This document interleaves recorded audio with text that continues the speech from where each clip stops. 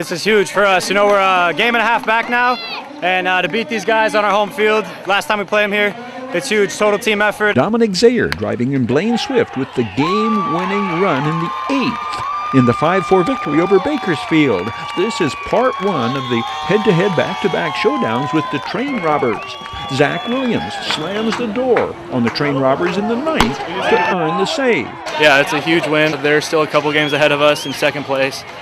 So with this win, we're one step closer. Hopefully get home field advantage for the playoffs. This game previews round 1 of the playoffs. Greg Turner will pitch for the Yardbirds Sunday in Bakersfield in the first postseason game. He will oppose tonight's Train Robbers starter Garrett Alvarez, making tonight's battle a true preview of the postseason.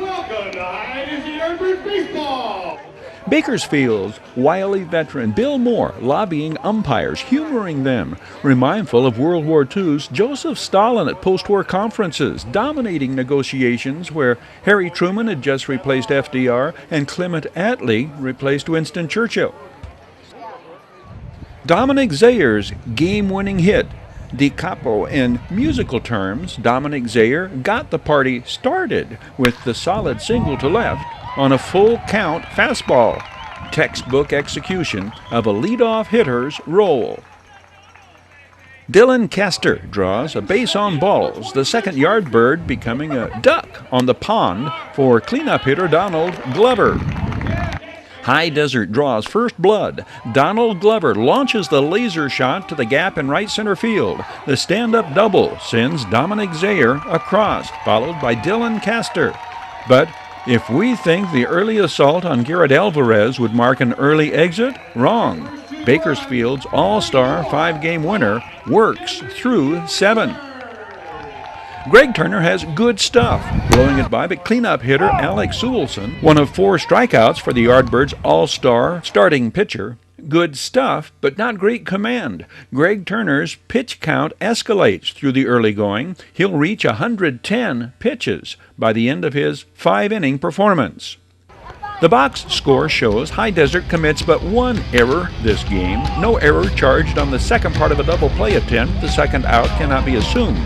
But the inability to convert the double play accounts for Bakersfield's first run, scoring in the 3rd.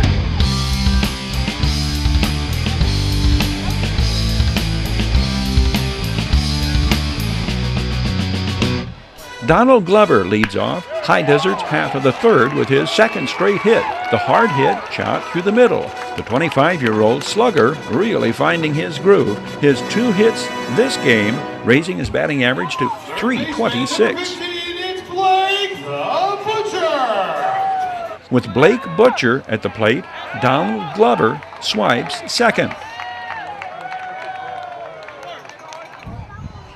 Blake Butcher's base hit through the infield sends Donald Glover to 3rd. Blake Butcher 2 more hits this game, bringing his average back up to .319. Number 10, shortstop. Train Robbers skipper Bill Moore tries to rob the Yardbirds of their fast-rising momentum, delaying the game with the ill-founded argument with umpire Jerry Romero, umpire-in-chief of the Pecos League, in fact, Bill Moore, the dean of Pecos League managers. Truly scary scenario ensues. Yuta Okazaki, the pitch striking him in the helmet and forehead simultaneously, knocking Yuta Okazaki to the ground. Shock and alarm hushing the Adelanto Stadium crowd. This is the one thing nobody ever wants to see happen at a ball game. And you can be assured this was not a purpose pitch by the Bakersfield starter. The 26-year-old Yardbirds catcher rolls himself over, collects his faculties as teammates and coaches gather with increased concern. Yuta Okazaki, as tough and resilient pound for pound, all 168 pounds of him, as anybody on the scene.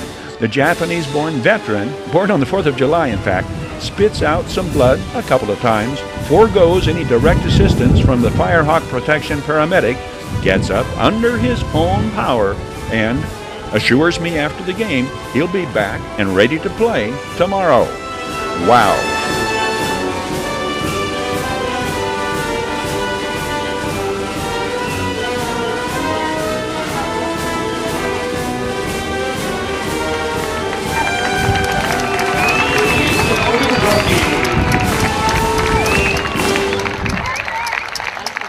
Bases loaded, 2 outs. Yardbirds' lead is 1. The full magnitude of the Gio Prado base hit cannot be fully fathomed until you see and hear his comments from an interview 2 hours earlier.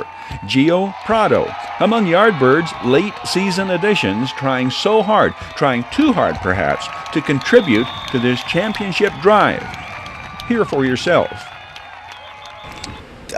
I would say I definitely pressed.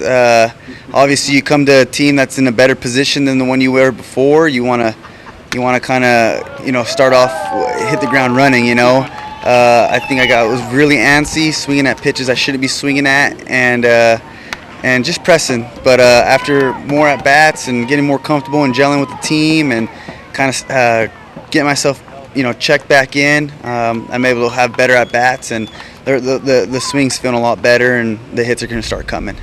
Gio Prado's clutch base hit has given High Desert a 4-1 lead into the 4th. Greg Turner's pitch count getting up there, rapidly approaching the 100-pitch barrier. When the breaking pitch gets by and goes to the backstop, the train robbers score their 2nd run. Although the official scorer cannot score this an unearned run, it is still a 2nd Bakersfield run scored as a result of High Desert defensive breakdowns, and Greg Turner's pitch count will prompt skipper Chance Sharp to go to his bullpen after Greg Turner finishes the 5th. Entering the 6th, the score is tied at 4. Enter Jonathan Fleckenstein, the 6'5", 21-year-old who has risen to the occasion throughout this championship drive to become as reliable and effective as any reliever out of Chance Sharp's bullpen. Jonathan Fleckenstein with another magnificent performance. 4 more strikeouts in his 2 innings, shutting out the train robbers. Fleckenstein only denied the eventual win because High Desert does not score again until A.J. Epstein's scoreless 8th, earning Epstein the win. Blake Butcher will put a go-ahead runner in scoring position with the stand-up double with 2 outs in the 7th. The drive to the Firehawk protection sign in the right center field alley. Blake Butcher is stranded, however, leaving that plate-setting honor to former LaGrange College teammate Blaine Swift. The subtleties of sacrifice are lost on most observers on this pitch. Dominic Zaher protects Blaine Swift by swinging at the down and away pitch, effectively protecting his base-stealing teammate. Blaine Swift had reached base with a 2-out walk. Dominic Zaher now has 2 strikes. With 2 outs, no way more pressure could be added to the situation. But then Dominic Zaher and Blaine Swift had planned this out beforehand. I was talking to Butch before. I said, I hope Blaine gets on because we're going to score him if he gets on. And luckily I was able to deliver on what I said and had a good at-bat and got the pitch I was looking for. And Blaine, being as swift as he is with his feet, was able to score. So it was great. Zach Williams facing the heart of the train robbers' batting order. 2, 3, and 4 hitters. Lawrence Chavez called out looking, out number 1. Leading Bakersfield hitter John Stout retired on the pop foul to third baseman Blake Butcher. Cleanup hitter Alex Sowelson, full count. 6-3, game over. 5-4 Yardbirds. 1-2-3 inning for Zach Williams, 8th save. This is just huge. This is tremendous for us. Now we go in there rolling tomorrow, take another one, and we're right there for 2nd place. This online sports report is presented by Juice It Up at Hesperia's Gateway Shopping Center and Apple Valley's Commons Square at Dale Evans Parkway and Happy Trails Highway.